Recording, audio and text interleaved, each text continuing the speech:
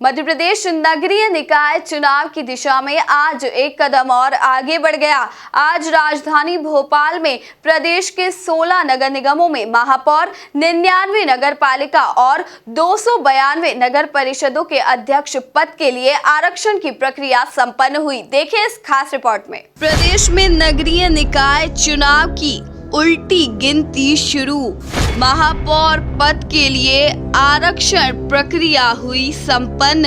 आरक्षण प्रक्रिया को लेकर भिड़ी बीजेपी और कांग्रेस। कांग्रेस ने उठाए सवाल तो बीजेपी ने किया पलटवार।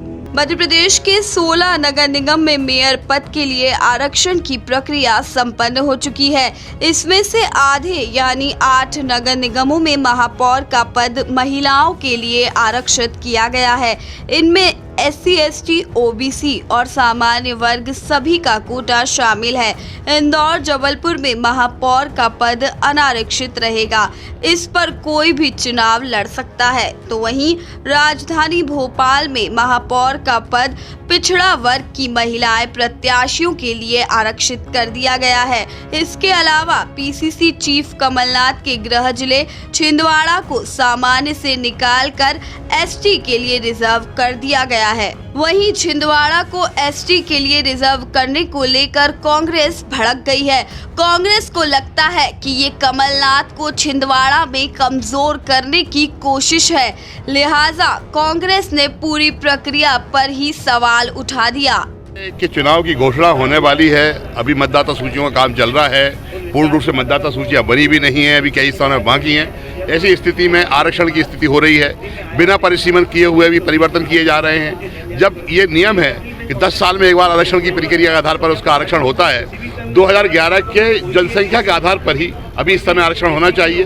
मुझे इस बात की घोर आपत्ति रही है, मैंने लिखित में भी इस बात को दिया है कि 2011 की जनसंख्या को आधार को चेंज करते हुए उन्होंने 2021 की जनसंख्या, 2020 की जनसंख्या को आधार मानकर छिंदवाड़ा को सामान्य श्रेणी से उन्होंने उसमें ST में कर दिया है, जबकि इस बात के लिए निश्चित रूप से कहीं ना कहीं प्रक्रिया का उल्लंघन है। ये मैंने इसको लिखित में आपत्ति की हुई है। आपत्ति का निराकरण मौखिक रूप से कहा है कि हम आपको जवाब दे देंगे, इसको अस्वीकार किया जाता है। ऐसी और भी बहुत सी चीज़ें हैं, जैसे भोपाल का ही मामला है। भोपाल में OBC होना चाहिए, OBC होना चाहिए, लेकिन सवाल यह है कि OBC होने के बाद 1999 में जो श्रेणी हो चुकी है उसी को आपने रिपीट कर दिया गया है। तो दूसरे जो वर्ग के लोग हैं वो कहाँ जाएंगे? अगर ओपन होता है तो ओपन में महिला भी चुनाव लड़ सकती है, SC भी लड़ सकता है, ST भी लड़ सकता है, सारे वर्ग के लड़ सकते हैं। लेकिन अगर पर्टिकुलर रिजर्व कर देते हैं तो दूसरे वर्ग के लोगों को तो उससे वंचित किया जाता है। ऐसे ही घटनाक्रम बहुत जगह पर हो रहे हैं, लोग संतुष्ट नहीं है। आरक्षण की प्रक्रिया मैं समझता हूँ कि विश्वसनीय नहीं लग रही है, क्योंकि कहीं ना कहीं आवास वो अपने हिसाब से आरक्षण की प्रक्रिया लिख कर लाए हैं। बस ये इतनी कर ली, ये मान लिया, ये यहाँ हटा दिया, ऐसा नहीं होता है। आरक्षण एक साइकिल की तरह चलना चाहिए और उसको दिखाना चाहिए। वो पारदर्शिता नहीं आ रही जो आना चाहिए। मैं समझता हूँ कि शासन के द्वारा ही जो लीपापोती करने के लिए आदेश किया गया उसी तरह से काम किया जा रहा है। कांग्रेस के इस आरोप पर बीजेपी के प्रदेश अध्यक्ष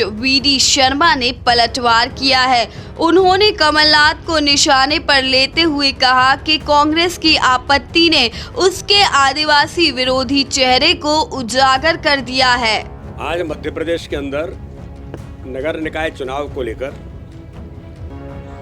मध्य प्रदेश की सरकार ने जो रिजर्वेशन नगर निगम, नगर पालिका के जो होने चाहिए, आज उनकी तिथि थी और उस पर प्रशासन ने नगर निकाय के चुनाव में रिजर्वेशन को आज फाइनल किया है। सिस्टम के तहत, ट्रांसपेरेंसी के तहत जो चीज़ें होनी चाहिए वो प्रशासन ने की हैं। लेकिन दुर्भाग्य इस बात का है कि मध्य प्रदेश के अंदर जो नगर निकाय के चुनाव में नगर निगम जो हैं मध्य प्रदेश के, उनमें छिंदवाड़ा एक ऐसा नगर निगम है जिसमें 3.44 ST पॉपुलेशन वहाँ पर है, और इसलिए नगर पालिका के नगर निगम के चुनाव के अंदर छिंदवाड़ा को ST रिजर्वेशन नेचुरली जो हुआ है। लेकिन कमलनाथ और कांग्रेस ने जिस प्रकार से छिंदवाड़ा नगर निगम ST क्यों हो गया, इस पर जो आपत्ति दर्ज कराई है कांग्रेस ने, ये इस बात को सिद्ध करता है कि कांग्रेस अनुसूचित जनजाति विरोधी मानसिकता की राजनीतिक दल है। और कमलनाथ जो इस प्रदेश के मुख्यमंत्री रहे हैं, मध्य प्रदेश के कांग्रेस के अध्यक्ष हैं, ये तो कांग्रेस ने स्वागत करना चाहिए था कि छिंदवाड़ा का नगर पालिका का महापौर अब अनुसूचित नगर निगम का महापौर अनुसूचित जनजाति का होगा। इसका विरोध करना कांग्रेस की अनुसूचित जनजाति विरोधी मानसिकता है। कमलनाथ जी की अनुसूचित जनजाति विरोधी मानसिकता आज उनके इस विरोध के कारण से उजागर हुई है, जो दुर्भाग्यजनक है। और मैं ऐसा मानता हूं कि ये कांग्रेस ने जो किया है वो अनुसूचित जनजाति के खिलाफ खड़े होने का काम किया। नहीं, देखिए, चुनाव लड़ने के लिए जो आवश्यक है, जो नॉर्म्स हैं, उसके तहत ही लोग चुनाव लड़ते हैं। अगर उसमें विधायकों के बारे में अगर इस प्रकार के कोई नॉर्म्स नहीं है कि विधायक के लड़ने पर कोई प्रतिबंध नहीं है, तो बिल्कुल लड़ेंगे। लेकिन प्रयास यही होता है, जैसे मैं भारतीय जनता पार्टी में हूँ, प्रदेश का अध्यक्ष हूँ, तो हमारा प्रयास होगा कि नॉन विधायक लोग चुनाव लड़ें। वहीं नगरीय प्रशासन मंत्री भूपेंद्र सिंह ने कांग्रेस के आरोप को निराधार बताते हुए कहा कि कांग्रेस नहीं चाहती कि आदिवासी समाज के लोग आगे बढ़े। देखिए, विपक्ष के नाते आरोप लगाना एक अलग बात है, परंतु ये वो भी जानते हैं कि आरक्षण जो होता है, SC ST का आरक्षण, वो पॉपुलेशन के परसेंटेज पे होता है। मध्य प्रदेश में जितने भी नगर निगम हैं, इनमें जहाँ पर सबसे ज़्यादा SC ST होते हैं, वो SC ST के लिए परसेंटेज के आधार पर आरक्षित होते हैं। इसमें कोई लॉटरी नहीं होती, कुछ नहीं होता, ये परसेंटेज के आधार पर होता है। इसलिए आरोप पूरी तरह से निराधार है। और दूसरा, अगर SC के लिए आरक्षित हुआ है तो कांग्रेस को तो इसका समर्थन करना चाहिए कि एक अनुसूचित जाति जनजाति के लोगों को वहाँ पर नेतृत्व करने का अवसर मिलेगा। इसका मतलब ये है कि आप अनुसूचित जाति जनजाति के लोग आगे बढ़े, ये नहीं चाहते, तो ये तो उनको स्वागत करना चाहिए और नियम से हुआ है। जो आरक्षण हुआ है उस हिसाब से भारतीय जनता पार्टी पूरी दृढ़ता के साथ चुनाव लड़ेगी। मैं माननीय मुख्यमंत्री जी को बहुत बधाई देना चाहता हूँ। नगरीय निकाय किसी भी शहर, किसी भी कस्बे के विकास की सबसे मुख्य कड़ी है। और जिस प्रकार से कांग्रेस की सरकार ने लोकतंत्र को धता बताते हुए, लोकतंत्र पर कुठाराघात करते हुए अप्रत्यक्ष रूप से अध्यक्ष और मेयर के चुनाव थोपने की कोशिश मध्य प्रदेश में की थी, उस निर्णय को बदलकर मध्य प्रदेश के मुख्यमंत्री शिवराज सिंह चौहान जी ने एक बार फिर ये स्थापित किया कि भारतीय जनता पार्टी लोकतांत्रिक व्यवस्था में विश्वास रखती है। जनता सीधे अपना मेयर चुने, जनता सीधे अपना अध्यक्ष चुने, क्योंकि नगरीय निकाय की सरकार जनता की सरकार होती है, नगर की सरकार होती है। और नगर की सरकार का मुखिया कौन हो, इसका निर्णय सीधे सीधे जनता को लेना चाहिए।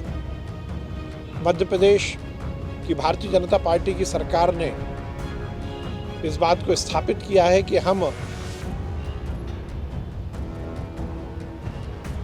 लोकतांत्रिक परंपराओं का निर्वहन करते हैं। वो कांग्रेस जिनकी नेता इंदिरा गांधी ने लोकतंत्र का गला घोटा और आपातकाल इस देश में लगाया, उस आपातकाल के मुख्य शिल्पकार थे मध्य प्रदेश के पूर्व मुख्यमंत्री कमलनाथ जी। और वही परिपाटी मध्य प्रदेश में कमलनाथ जी लाना चाहते थे और लोकतंत्र को कमज़ोर करना चाहते थे, परंतु भाजपा की सरकार ने निर्णय बदला। और आज जिस प्रकार से पारदर्शी रूप से आरक्षण हुआ है, उस आरक्षण व्यवस्था का हम पूरी तरह पालन करेंगे। और मैं ये विश्वास रखता हूँ कि निश्चित रूप से सरकार की जो अवधारणा है कि विकास की नई गति हम शहर और कस्बों में दें, वो इन चुनावों के बाद जो चुनी हुई सरकार होगी, नगर सरकार होगी, उसके माध्यम से मध्य प्रदेश में स्थापित होगी। कुल मिलाकर मध्य प्रदेश में अब नगरीय निकाय चुनाव की तैयारियां हैं, लेकिन फिलहाल राज्य निर्वाचन आयोग ने चुनाव की तारीख का ऐलान नहीं किया है। जल्द ही तारीखों के ऐलान की उम्मीद है। भोपाल से सुशील यादव के साथ राकेश शर्मा की रिपोर्ट।